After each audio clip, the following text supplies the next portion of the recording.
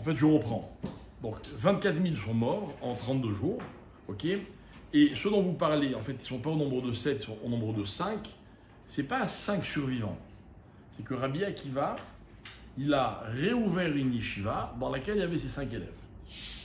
Mais ils n'étaient pas apparemment les élèves de Rabbi Akiva à l'époque où les 24 000 sont morts. Mais encore une fois, j'insiste sur la notion. Les élèves de Rabbi Akiva, on ne connaît peut-être pas leur nom, mais on sait que c'est les élèves de Rabbi Akiva. Je vais vous dire quelque chose. Être l'élève d'un Rav Citruc, c'est facile, hein, c'est donné à tout le monde. Ok. Mais être l'élève de Rabbi Akiva, c'est pas donné à tout le monde. C'est déjà un niveau qu'on ne peut même pas imaginer. Même pas imaginer. Alors, le maître dans la tradition, on l'appelle toujours le Talmid Chacham. Le Talmid Chacham, c'est-à-dire qu'on est un maître quand on est l'élève soi-même d'un maître. Mais vous savez, être l'élève d'un maître, c'est pas décider soi-même, moi, mon Rav, c'est un tel. Il faut que le Rav, il accepte qu'on soit son élève. Encore une fois, de nos jours, c'est une notion qu'on ne connaît pas trop. Tous les rabbins qu'on connaît, ils rêvent que d'une chose, d'avoir des élèves. Mais être considéré comme l'élève de Rabbi Akiva, ça, c'est pas donné à tout le monde. Moi, je me rappelle qu'un de mes maîtres, que je vous cite souvent, le Rav Shapira, un jour, je lui ai demandé est-ce qu'il acceptait que je sois son élève. Il ne m'a pas dit oui, mais bien sûr, viens, pas du tout. Ok. Or, ces Chachamim-là, ce sont les élèves de Rabbi Akiva. Comment peut-on considérer, imaginer, que les élèves de Rabbi Akiva soient des gens irrespectueux? Donc la première précision que je voudrais apporter, c'est qu'on ne doit pas considérer ce que dit la Gemara comme ce que nous considérons comme manquer de respect. Ok? Ça veut dire que, justement, le fait que ce soit des hommes de cette dimension a fait que, malgré la subtilité de leurs fautes, ils ont été punis aussi sévèrement. Ça nous rassure un peu. C'est-à-dire que sinon on s'était comporté comme eux, on n'aurait pas subi le même sort. D'ailleurs, on le voit tous les jours. Ok? Toujours est-il qu'il y a eu un manque de respect, peu importe comment on va le définir, comment on va l'expliquer, c'est pas mon sujet. Mais ce qui est sûr, c'est qu'il y a eu une défaillance dans cette dimension qui s'appelle le kavod. Maintenant, le kavod, on va en parler un peu plus tard. Évidemment, c'est une chose qui est fondamentale, certes, mais il y a aussi d'autres aspects qui vont nous interpeller. Savez-vous, par exemple, quelle est la valeur numérique du mot kavod? Ils sont morts en combien de jours, les élèves de Rabbi Akiva? 32 jours. Valeur numérique du mot kavod, 32. D'accord? Donc il n'y a pas de hasard. D'ailleurs, quel est l'autre mot super connu dans la valeur numérique qui est 32? Lève, le cœur. Là aussi, il y a un rapport. Ok? Donc, en fait, voilà comment est articulée la période du Homer.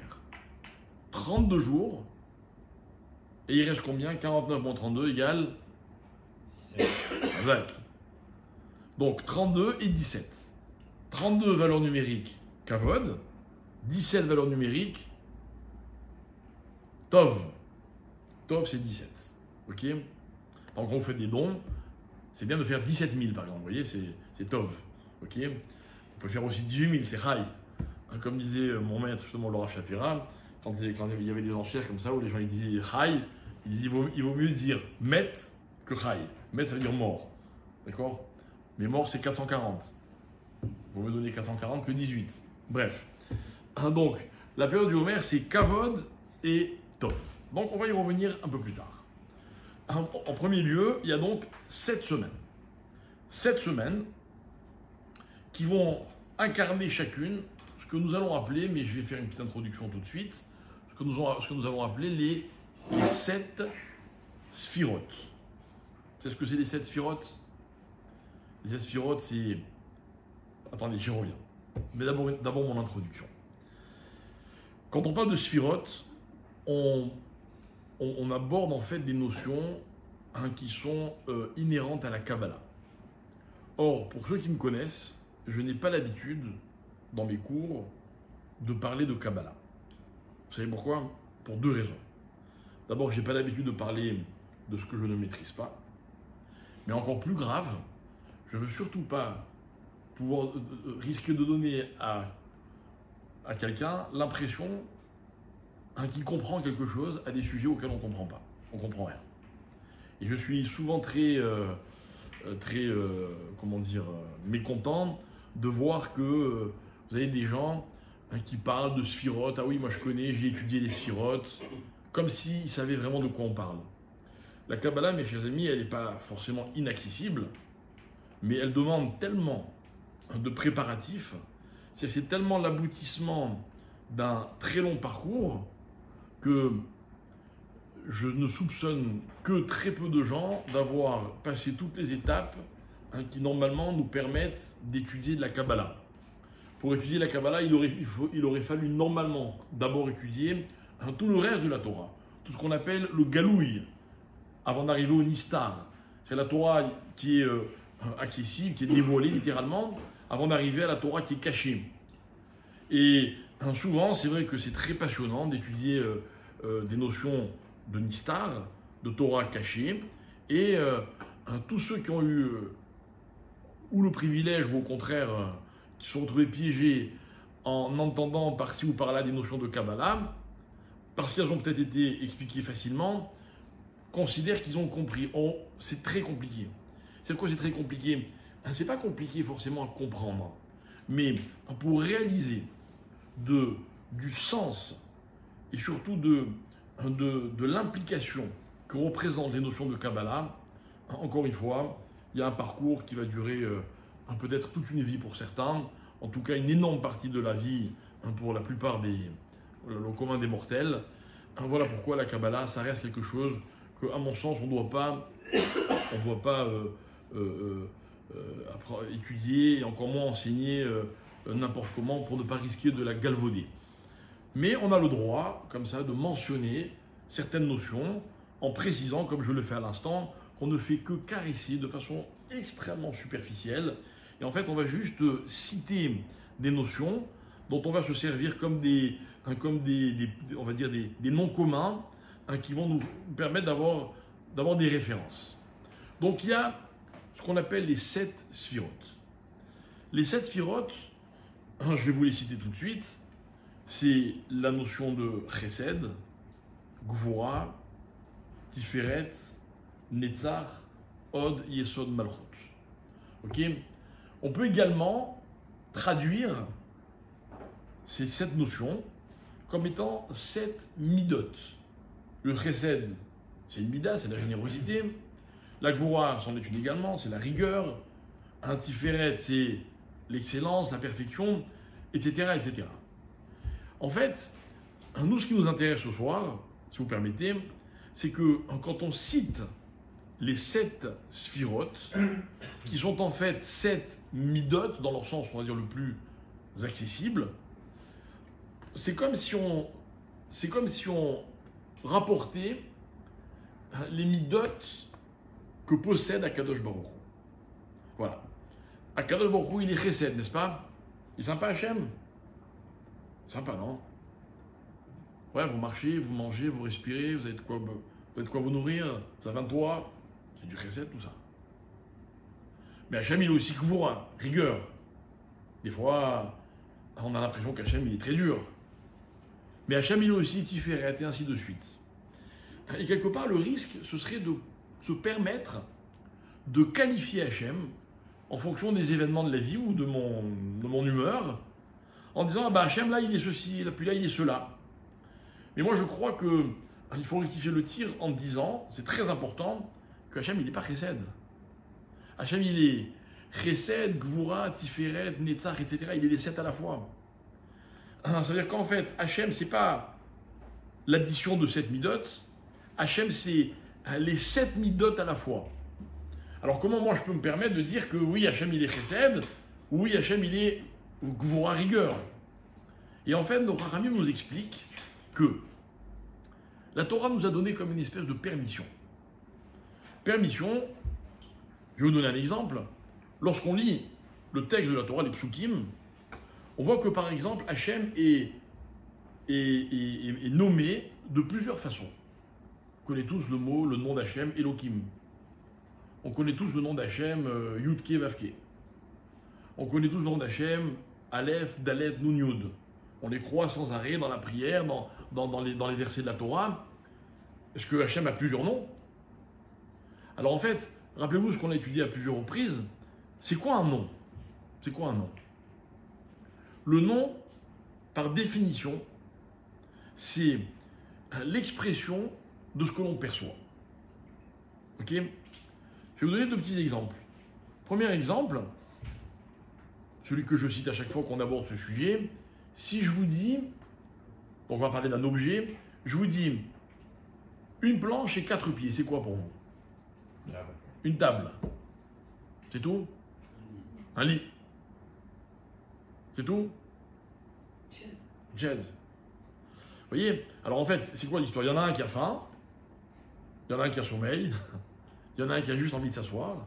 Donc quand je dis une planche et 4 pieds, ben chacun il va me dire finalement ce qu'il a envie, quoi, ce dont il a envie. C'est ce qu'on appelle une perception. La perception, c'est que quand j'ai besoin d'une table, ben une planche et 4 pieds, ça tombe bien, c'est une table. Quand j'ai besoin d'autre chose, c'est autre chose. Hein, ça, c'est ce qu'on appelle le nom. Là, on est dans le nom d'un objet. Autre exemple du nom qui est très important, c'est ce qu'on appelle en français le surnom. A-t-on le droit de donner un surnom à quelqu'un? On n'a pas le droit, pourquoi? Non, imaginez que je dise le beau, l'intelligent. Même ça, on n'a pas le droit. C'est à quoi on diminue? C'est qu'en fait, on limite la personne à ce que nous percevons d'elle.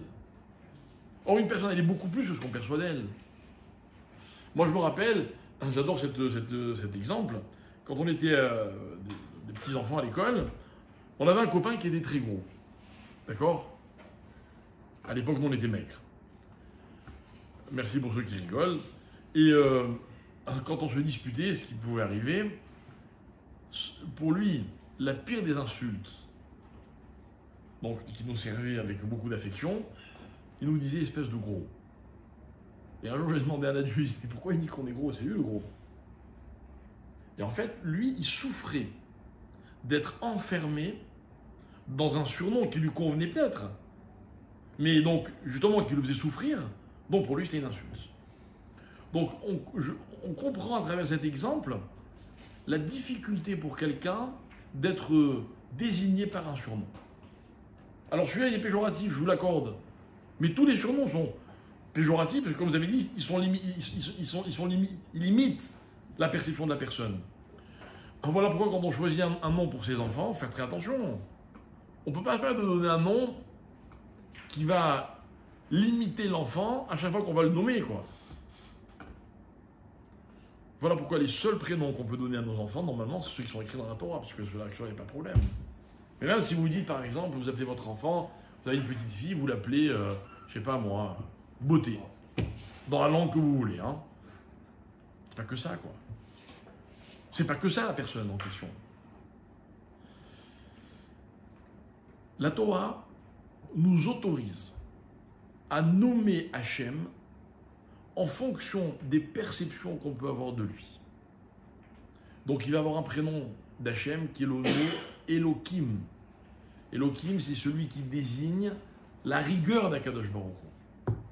Ah, mais il y aura aussi Ado Shem. Ça, c'est plutôt Yud Kevavke. C'est celui qui exprime le chesed d'Hachem. Mais, attention, tout ça, c'est valable à une condition. C'est que même quand je nomme Hachem avec le prénom qui désigne l'une de ses qualités, et en l'occurrence celle que je perçois à un moment donné, je dois savoir qu'Hachem n'est pas que cela. Hachem, il est aussi le reste. Mais en fait, si vous voulez, passez-moi l'expression, pour humaniser un peu la relation que je peux avoir avec Hachem, la Torah m'autorise à désigner Hachem en fonction de ses qualités. Mais tout ça, ça n'a qu'un seul but, c'est parce qu'il est écrit dans la Torah, et c'est le projet d'Hachem lorsqu'il crée l'homme. l'homme devra être à l'image d'Hachem, Betselem Elohim. Mais pour que l'homme soit à l'image d'Hachem, alors d'abord je précise que c'est pas un événement historique que l'homme est à l'image d'Hachem. Ce que je viens de dire à l'instant, c'est un projet. Et un projet, par définition, reste un projet. Ce qui veut dire que finalement, le projet de chacun de nous, c'est quoi? C'est de se rapprocher de l'image d'Hachem. En fait, c'est quoi un juif? C'est un homme, il est homme, hein, il n'est pas plus qu'homme, qu'être humain. Mais il se doit de correspondre à l'image d'Hachem. Pour que cela soit possible, il faut que je puisse m'identifier à Hachem.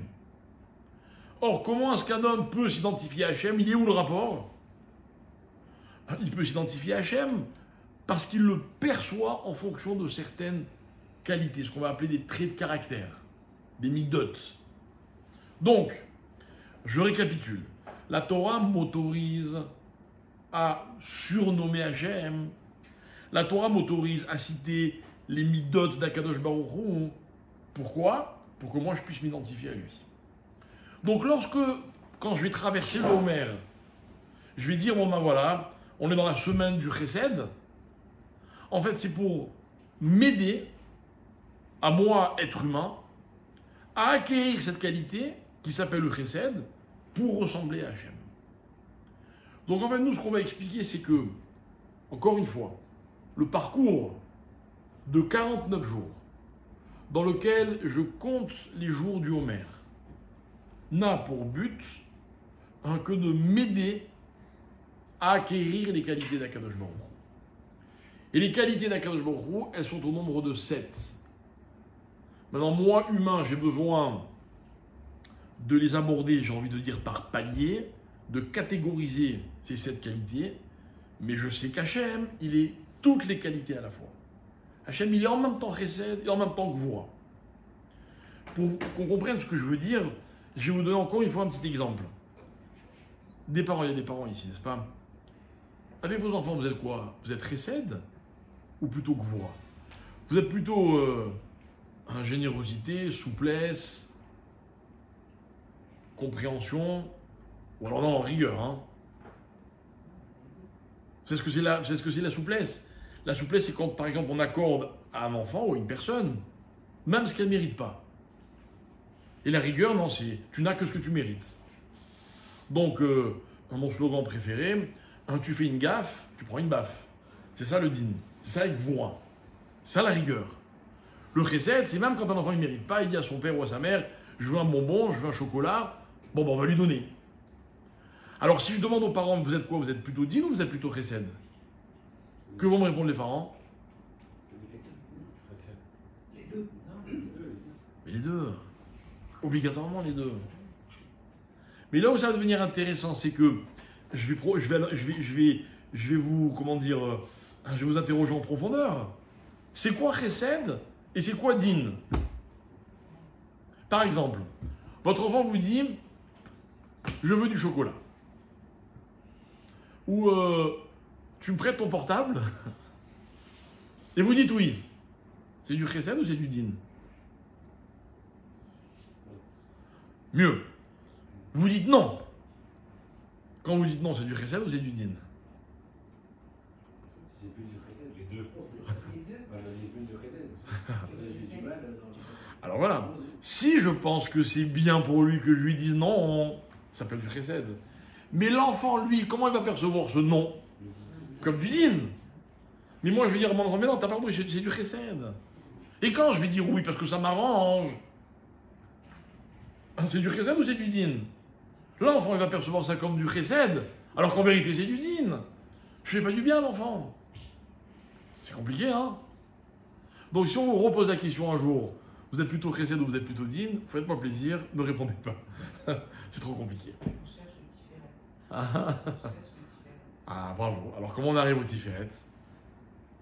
On arrive au tiferet lorsque le din définit le chesed et le chesed définit le din. Donc, quand je dis non à mon enfant, parce que je sais que pour lui, c'est mieux. Donc, par exemple, mon enfant me dit, je peux avoir un bonbon? Il en a déjà eu 2. Donc je lui dis non. L'enfant va dire, ah mais t'es méchant. Ok, admettons, hein, ils sont un peu insolents, l'enfant. Je lui dis, mais non. Quand je te dis non maintenant, alors tu réalises que quand je t'ai dit oui, c'était du chesed, c'était pas quelque chose que tu méritais. Et ça veut dire que quand je dis oui, en fait, je fixe des limites de la rigueur, et quand je dis non, je fixe des limites du chesed. Et en fait, toute la vie, c'est ça. Toute la vie, c'est que chaque mida me permet de donner une vraie définition aux autres midot. Voilà pourquoi il y en a 7. 7 midot qui vont chacune, définir la précédente. Alors, on va le voir avec toutes les midot. Toutes les midot, tout ce que je vous dis, c'est valable dans toutes les midot. On a donné l'exemple du chesed. Vous savez que la Gemara, elle nous explique que lorsque Dieu a créé le monde, il a inséré dans le monde un certain nombre d'éléments qui sont les constituants de l'existence. Ok ? Et la Gemara, elle explique, il n'a pas toujours réparti de façon équitable. Par exemple, là on est entre nous, Dieu, lorsqu'il a créé le monde, il a installé dans le monde 10, ce qu'on va appeler nous 10 parts, 10 cabines, dit la Gemara, d'intelligence. D'accord ? Dans le monde, il y a 10 cabines d'intelligence, 10 mesures d'intelligence. Vous savez comment Hachem les a réparties ? 9 pour les Juifs. 9 pour Eretz Israël et 1 pour tout le reste du monde. Ok, ne le dites pas aux autres. Ils ne vont pas comprendre, ils ne sont pas assez intelligents. Mais c'est vrai, c'est ce que dit la Gemara. C'est faux. Ça crée de l'antisémitisme. On s'en fout. De toute façon, il n'y a pas de solution. Ok ? La beauté. Il y a 10 parts, 10 mesures de beauté dans le monde. Vous savez comment ça a été réparti ? Ça va pas vous plaire, je vous le dis tout de suite. 9 à Jérusalem, 1 dans tout le reste du monde. Eh ouais. Ah mais pourtant, il vous est sûrement arrivé de visiter Jérusalem. C'est beau, mais bon, ça va, quoi. C'est pas forcément l'endroit le plus beau du monde. Alors, je vous avais raconté une anecdote un jour. Je ne sais pas si vous en rappelez. On était à la montagne pour un séminaire de Rabbanim. Donc, on avait des cours toute la journée. C'était juste avant Tisha B'Av. Et parmi les Rabbanim qui nous donnaient des cours, il y avait l'un de mes maîtres, enfin, encore une fois, que moi je considère comme un maître, en espérant qu'il me considère comme son élève, ou un jour peut-être. Il s'appelle le Rav Mordechai Gross, il habite à Bnei Brak, c'est un géant de Torah. Et voilà que le Rav, il nous donnait cours tous les jours, à une heure précise. Et puis bon, c'est un Rav à l'heure, lui, vous voyez. Quand le cours commence à 10h, à 10h, il est là. Et voilà que ce jour-là, on est donc dans la semaine qui précède Tisha B'Av, ce qu'on appelle Shavua Shechalbo. Pourquoi je précise ? Parce que c'est le dernier moment dans l'année pour aller faire des balades, pour aller se promener. Et le Rav Gross, lui, c'est le dernier personnage que je connais dont le passe-temps sera d'aller se promener, vous voyez ? Il n'a pas besoin ni de se promener, je sais pas, il dort jamais, il mange à peine. Bref, il est dans sa Torah, vraiment, on peut dire corps et âme. Et voilà que l'heure du cours arrive, il est 10h, puis 10h05, puis 10h10, 10h15, on est un peu étonné, il ne sait pas dans sa Bible où est le Rav, Et puis il y a quelqu'un dans l'assistance qui dit, alors je vous explique, on était à Tignes, vous connaissez Tignes, mais je ne sais pas comment ça s'appelle, le Tignes le plus haut. Ok ? Et quand vous êtes à Tignes, la plus haute station de Tignes, on était dans un hôtel qui est l'un des derniers hôtels de la station. Et donc juste après l'hôtel, il y avait le départ d'un espèce de téléphérique, je ne sais pas comment ça s'appelle, un espèce de téléphérique dans la montagne, ils ont creusé un tunnel, un truc incroyable, et il vous amène, c'est un funiculaire, il vous amène à je ne sais pas quelle altitude, il y a un glacier, c'est féerique. Quelqu'un nous dit, je ne sais pas, j'ai vu le Rav Gross se diriger vers le téléphérique. Alors, on est tous un peu étonnés, on rigole quoi. Rav Gross, tu rigoles, la semaine de Tisha B'Av. Finalement, le Rav arrive, Et avant de commencer son cours, il s'excuse, il dit voilà, je m'excuse d'avoir été d'être en retard. J'étais sur le glacier avec le téléphérique. Et il nous explique. Il nous dit, il y a marqué dans la Gemara que 9/10 de la beauté du monde se trouve à Jérusalem. Mais il y a un autre texte de la Gemara qui dit que lorsque Jérusalem a été détruite, à l'époque de la destruction du Beth Amikdash, la beauté de Jérusalem a été exilée. Et elle s'est réfugiée un peu partout dans le monde. Éparpillée. Et les Chachamim nous disent que lorsque le Beth Amikdash sera reconstruit, la beauté qui est éparpillée dans le monde reviendra à Jérusalem. Alors il dit voilà, je suis monté, parce qu'on m'a dit que c'était très très beau, le panorama, ce qui est vrai. Moi je suis monté pour mon kiff, ok. Et il dit je voulais voir ce que c'est la beauté qu'on peut voir dans le monde. Comme ça, j'ai encore plus envie que Jérusalem soit reconstruite. Parce qu'il nous dit, parce que moi, la seule chose qui m'intéresse, c'est que cette beauté revienne à Jérusalem. Pas mal, hein? Donc, ne soyez pas étonnés si quand vous arrivez à Jérusalem et vous rentrez dans la zone industrielle de Jérusalem, vous dites, tiens, c'est ça Jérusalem. Mais 9/10 de la beauté du monde a été confiée à Yerushalayim. Dans le monde, il y a 10 mesures de parole. Vous savez comment ça a été réparti? Vous savez sûrement. Ok. Dans le monde, continue la Gemara, il y a 10 mesures de znout, d'immoralité. Quand on parle de l'immoralité, on parle de l'immoralité sexuelle. Il y a harayot. D'accord? Vous savez comment ça a été réparti? L'inverse. Comment? L'inverse. Quoi l'inverse? 9 chez les non-juifs Mais quel non-juif?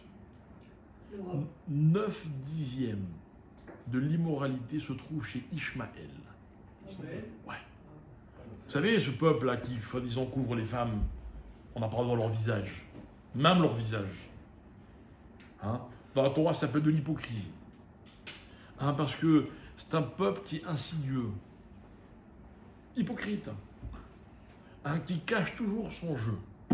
Qui sait toujours donner au monde l'impression qu'il veut qu'on ait de lui.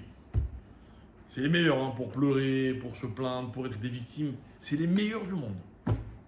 Ils cachent leur jeu. On le sait depuis toujours, nous. Mais le znout se trouve chez Ishmaël. L'immoralité chez Ishmaël, elle est terrible. Terrible. Terrible.